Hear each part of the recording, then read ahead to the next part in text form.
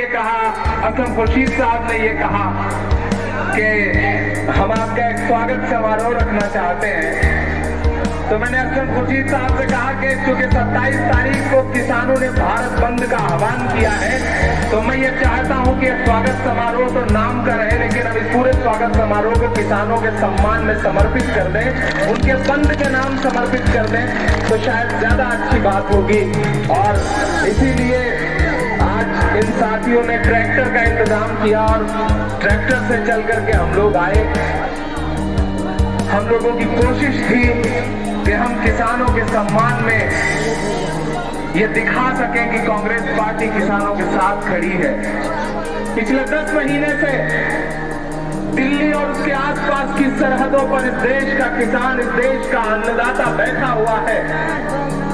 सिर्फ इतना कह रहा है कि नरेंद्र मोदी जी, आपने जो काला कानून बनाया है, हम उस कानून के खिलाफ हैं, उसे वापस ले लीजिए। लेकिन नरेंद्र मोदी जी को किसानों की चिंता नहीं है, बल्कि अडानी और अंबानी की चिंता है, इसलिए वो मना कर दे रहे हैं कि हम कृषि कानून वापस नहीं लेंगे।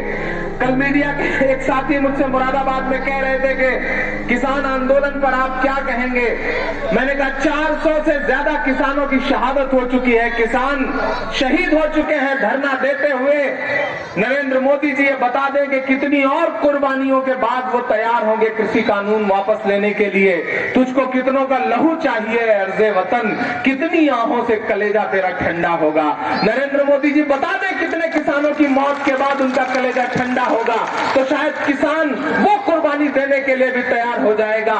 यहाँ पुलिस के भी तमाम जवान खड़े होंगे, उधर तमाम सुरक्षा बलों के जवान उन किसानों के धरने के बाहर उनको रोकने के लिए खड़े हैं। इस देश की सरकार ने किसान और किसान के बेटे जो सुरक्षा बलों में हैं, जो पुलिस में हैं, यहाँ जो पुलिस और पीएसी के साथी खड़े हैं, वो भी किसी किसान के बेटे हैं, वो भी किसी किसान परिवार से आते हैं। इस सरकार ने एक काम किया है कि किसान के बेटों को किसानों से लड़वाने का काम किया है। ये काम कभी फिरंगी करते थे, अंग्रेज किया करते थे।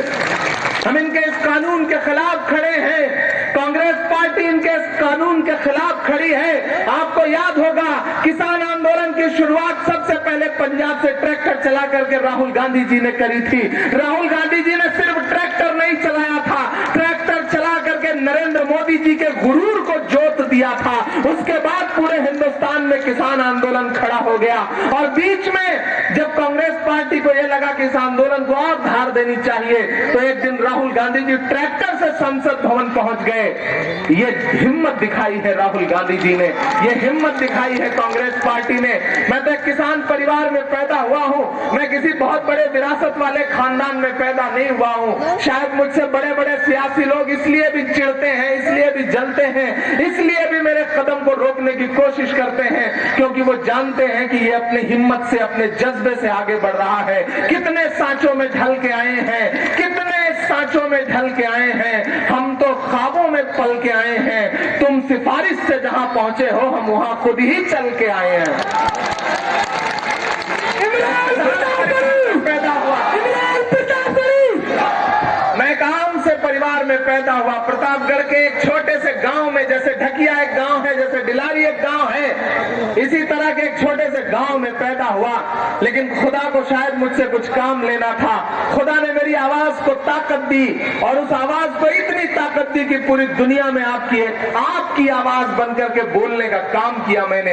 आज जब पूरे देश में किसान आंदोलन चल रहा है, मैंने कहा ना, ये भले ही स्वागत समारोह हो, लेकिन मैं अपने इस पूरे कार्यक्रम को इस देश के किसानों को समर्पित करता हूं। उनके समर्थन में इस कार्यक्रम को समर्पित करते हुए यहां खड़ा होकर के उनकी हिमायत करता हूं, उनके भारत बंद आह्वान का पूरी तरह से समर्थन करता हूं। और मैं चाहता हूं कि आप सब भी एक बार हाथ उठा करके किसानों के इस कार्यक्रम में, किसानों के भारत बंद के समर्थन में आज अपनी मुहर भी लगा दे।